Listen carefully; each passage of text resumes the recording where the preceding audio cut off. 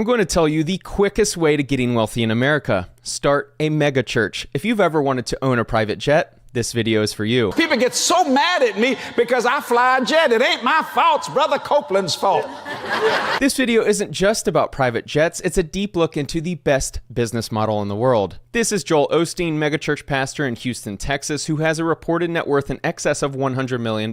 This is Kenneth Copeland, megachurch pastor in Fort Worth, Texas, who likely has a net worth in the multiple 8 figures. This is Jesse Duplantis, megachurch pastor in New Orleans, Louisiana, who likely has a net worth in the multiple 8 figures as well. They all fly private, they are all pastors of megachurches, and they all understand one secret in America. The easiest way to get rich is to do what I'll tell you in this video. The term megachurch generally refers to any Protestant Christian congregations with a sustained average weekly attendance of 2,000 persons or more in its worship services, counting all adults and children at all its worship locations. Megachurches have exploded in popularity in the last few decades, with the most notable being Joel Osteen's Lakewood Church. His sermons grew to the point of needing to buy the old Houston Rockets arena in order to satisfy the reported 45,000 people in attendance every week. America's largest church celebrated its move into the former arena for the Houston Rockets with a capacity crowd of 16,000, an upbeat sermon from its televangelist pastor, and a spirited welcome from the governor of Texas. I want to talk to you today about who's in your ear. It's so important who we're taking advice from. We're listening to their counsel, following their suggestions, doing what they say. Joel is one of the more popular pastors in what is referred to as the prosperity gospel. The thesis is that the more you give to the Lord, the more you will receive. When you can see it, it doesn't take much faith. The test comes when you can't see any sign of what you're believing for. What is the demand for the product or service prosperity gospel preachers are selling? Infinite. Who wouldn't want to hand money to someone and receive exponentially more in return? Now, before I worked for the Lord, I made more money than you could shake a stick at. But you see, I thought it was right to be poor. I thought, well, you just got to be poor. I was willing to be poor because I was raised poor. What these preachers do exceptionally well is get the audience hooked on their message. But there's something God has put in your DNA where you can believe when every circumstance says it's not going to happen. Prosperity gospel preachers are essentially self-help audiobooks in live format. When you can see it, it doesn't take much faith. The test comes when you can't see any sign of what you're believing for.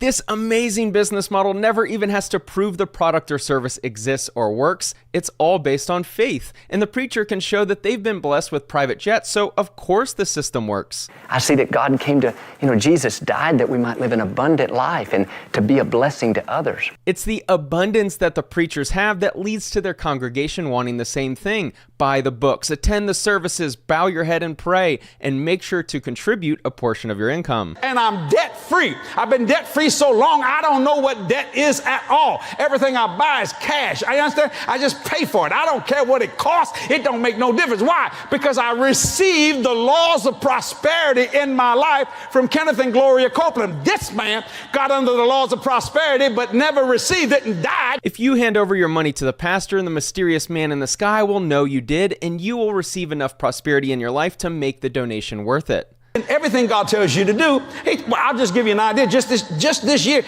I'm believing for $78 million over and above my normal operating budget of Jesse Duplantis Ministry, which is millions a month. $78 million. That don't more bother God and the man in the moon. He's the one who come up with that figure. This business is expected to generate more than $78 million a year on top of the operating budget. That money doesn't go to anyone in need. The expenses of the business have already been spent, so it's all profit to the CEO. The blessing connector, say blessing connector. So you got a tithe, praise God. And then it goes on down. Let me just cover this one for you. The CEOs of this business model run events disguised as being free, but then they are adamant that in order to receive the blessings from the mysterious man in the sky, you will need to tithe because it's the blessing connector. But the best decision they ever made was to tithe consistently. My dad's dad taught him to tithe, and they made the decision to tithe.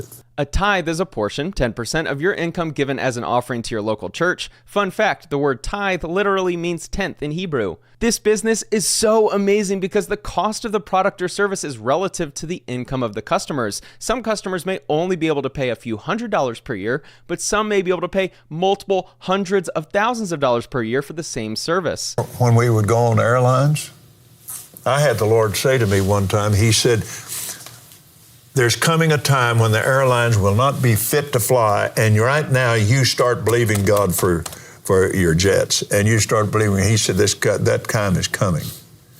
Well, it came.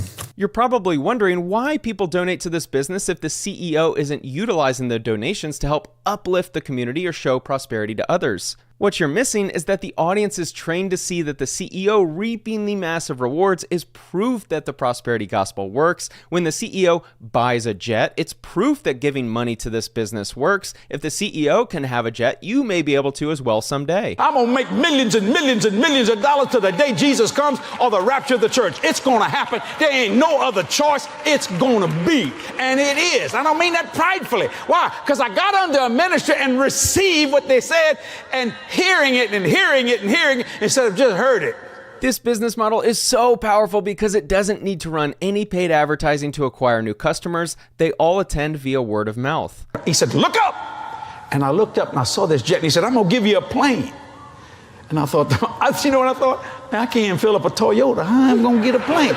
Gee, no way I can get a plane. The desire for prosperity is so great that they would be selfish to not share these secrets with their closest friends and family members. You're just a blessing from God away from receiving a jet. He only asks that you give him 10% of your income for a few years. The long-term value of these customers is so high because once you begin attending the events, you will be ostracized if you opt out. The community will let you know that you are making a huge mistake by leaving. Leaving a church is a painful topic for Christians and for pastors. It is one of the saddest things that I've experienced, and I know I'm not alone. We've analyzed why acquiring customers is incredibly unique to this business model. Now it's time to analyze operational expenses. The 406 megachurches surveyed in 2005 averaged 20 full-time paid ministerial staff persons and 22 full-time paid program staff persons. The average number of volunteer workers, giving 5 or more hours a week to the church, was 284. Just a few minutes earlier, Jesse Duplantis said he was expecting to make $78 million in net profit after expenses. A big reason why is because churches have a lot of volunteers. We recently found that the average church engages 45% of adults and students in volunteer roles. Many even engage upwards of 71%. If churches ever needed more volunteers, then they could just label the position as an internship for college credit or as a way to break into the industry. Free labor is something I don't agree with, but this business model seems to have cracked the code on making it socially acceptable. You thought Joel, Jesse, and Kenneth were making money? Wait until you read this news headline. I've been saving the best for last. Feds fine Mormon church for illicitly hiding $32 billion investment fund behind shell companies. The prosperity preachers can buy private jets. Delta, the entire company, has a market cap of $25 billion, meaning the Mormon church could buy Delta. Like all of the planes and all of the employees and all of the assets. Yeah, they can buy all of that with cash. LDS Church kept the lid on its $100 billion fund for fear tithing receipts would fall, account boss tells Wall Street Journal. If the congregation's tithing fell, who would pay the bills? If their fund is averaging 7% returns per year, how in the world do you expect $7 billion to keep the lights on? Former employees said the fund mushroomed from about $40 billion in 2012 to around $100 billion by 2019. They were clearly influenced by the prosperity gospel because that level of wealth seems unattainable, but I'm starting to get convinced that there's some truth to it. Tithing funds are always used for the Lord's purposes, to build and maintain temples and meeting houses, to sustain missionary work, to educate church members, and to carry on the work of the Lord throughout the world. I have high confidence that the Mormon church follows through with their use of the funds being put towards good causes, but a $100 billion investment portfolio tells me that this is more business than charity.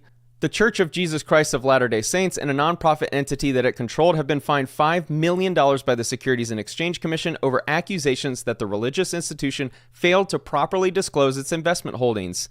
To give you an idea of how light that fine is, their portfolio, returning an average of 6% per year, would be able to pay that fine off in 1 day with $250,000 left over. This business model is so amazing because your customers have essentially provided the startup capital for a $100 billion fund, and They don't ask for any returns. Think of how insanely amazing this setup is. You tell people that you'll use their funds to make the world a better place and that they'll earn a spot in utopia for life after death, and then you use the capital to start an investment fund that balloons to $100 billion, and the investors don't ask or expect to receive a single dollar in return. Even better is that their investors will go out into the world and recruit people to join your business who will give 10% of their income to your fund without asking for anything in return. When I say this is the best business model in the world, there's literally nothing that can come close. The U.S. Roman Catholic Church used a special and unprecedented exemption from federal rules to amass at least $1.4 billion in taxpayer-backed coronavirus aid.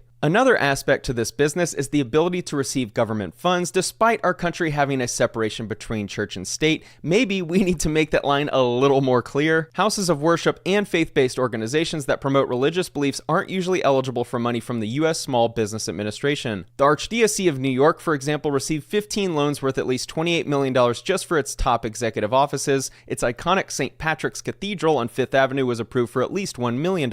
In Orange County, California, where a sparkling glass cathedral estimated to cost over $70 million recently opened, officials working at the complex received 4 loans worth at least $3 million. A SWOT analysis of this business model seems to indicate that the threat quadrant is empty. Even Joel Osteen with his private jets and $100 million business was like, screw it, let's grab another $4.4 million while we can. This is Joel Osteen's church on 5013C lookup, where it labels his church as having an unconditional exemption. His church is not required to show their income. To save the best for last, why is starting a megachurch the best business model in the world? Because you aren't required to pay taxes. Before we slam Joel Osteen and the other pastors as not paying taxes, it's not that simple. Tax-exempt status is allowed for nonprofit organizations that are operated exclusively for religious, educational, scientific, or other charitable purposes. This Houston Chronicle article found Lakewood Church's budget for the year 2017. Those expenses seem outlandish, but Joel is operating a legitimate-sized business with a former NBA arena as his office. I certainly don't have proof that these prosperity gospel preachers are buying jets from the tithing of its members, but it's hard to make the math work from other revenue sources to buy a $25 million jet cash. I don't care what it costs. It don't make no difference. Why? Because I received the laws of prosperity in my life. No one really knows how much money flows upward to the pastor, how much money they make from other revenue sources, and how exactly they're able to afford jets. One thing is very clear, though. It pays to stand on stage and preach the prosperity gospel. Thanks for watching.